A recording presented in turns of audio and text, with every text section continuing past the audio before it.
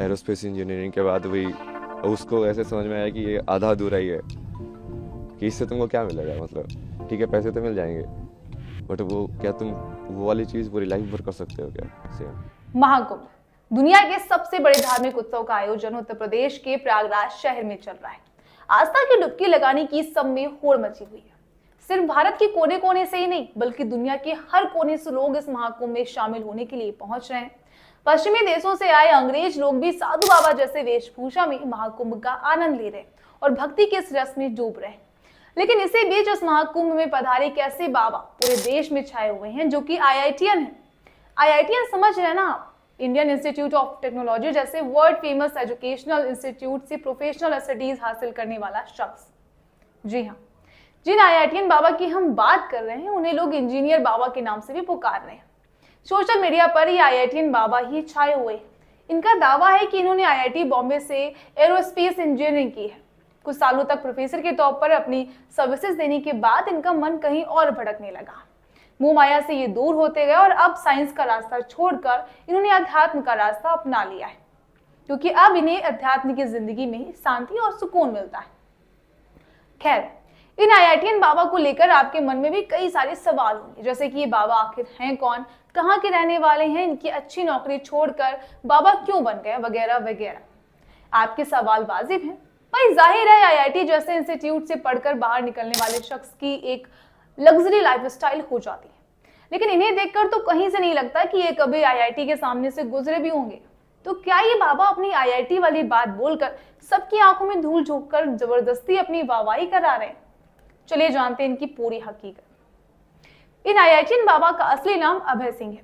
इनके Instagram handle से मालूम चला कि ये हरियाणा के रहने वाले हैं। अभय सिंह ने कई मीडिया इंटरव्यूज में दावा किया है कि उन्होंने आईआईटी बॉम्बे से इंजीनियरिंग की है। उनका सब्जेक्ट एरोस्पेस था।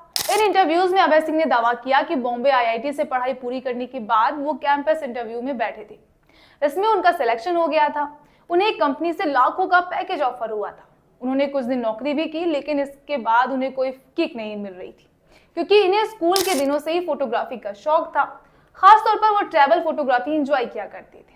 वो इससे रिलेटेड कोई भी कोर्स करना चाहते थे, इसलिए उन्होंने इसके लिए शौक के चलते एक दिन उन्होंने इंजीनियरिंग छोड़ दी, फिर ट्रैवल फोटोग्राफी का कोर्स किया और अपनी फोटोग्राफी की दुनिया में मशगूल होने के दौरान ही जिंदगी को लेकर इनकी फिलॉसफी बदल गई।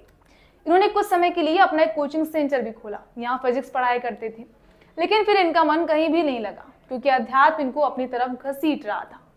अब अध्यात्म इनकी जिंदगी से कैसे जुड़ता चला गया, इसके लिए अब आपको बताते हैं। दरअसल इंजीनियरिंग करते हुए ये धीरे धीरे फिलॉसफी से कनेक्ट होते गए। कोर्स से इतर जाकर ये फिलॉसफी की किताबें पढ़ने लगे। जिंदगी का असल मतलब समझने के लिए इन्होंने neo post modernism, Socrates, Plato के आर्टिकल्स और किताबें पढ़ ली और बस वही किताबों के जरिए ही एक दिन उन्होंने अध्यात्म का रास्ता चुन लिया।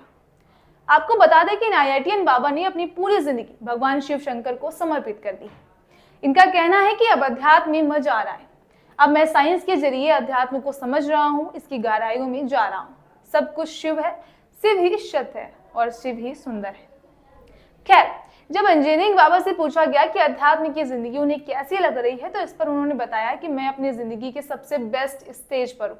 अगर आप ज्ञान का पीछा करते हैं तो आखिरकार यहीं पहुंचेंगे।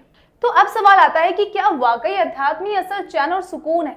क्या जो जिंदगी हम और आप जी रहे हैं, क्या ये सिर्फ छलावा है, इससे ज्यादा कुछ भी नहीं है?